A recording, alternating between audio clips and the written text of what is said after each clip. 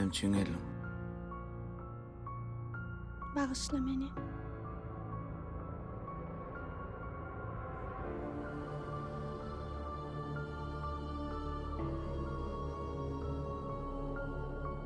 İkilik etme, dostumdan başka adam tapmadın mı? Sağ ol sana. Näme üçin?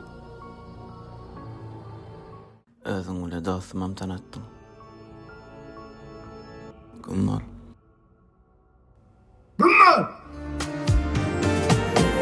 Duyadım men ömüm aramızda biri var. Bağışlardım menim bağışlayar kavul biri var. Oğlan dostum diyen golya ille var. Dostumun dağı atyan yerde var. Ey köp yüzlüm kargımıda yer vay salamı. Taşlanan menden mi cevap vereysen şu savala. Sen koyun yaranı özüm duaların. Sen var başkasın duala.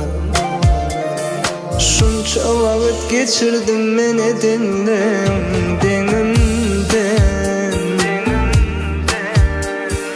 Başka bilen atandanın soyurdular şu yerinden. Ruhum ölü özüm değil gezip gördüm tenimde.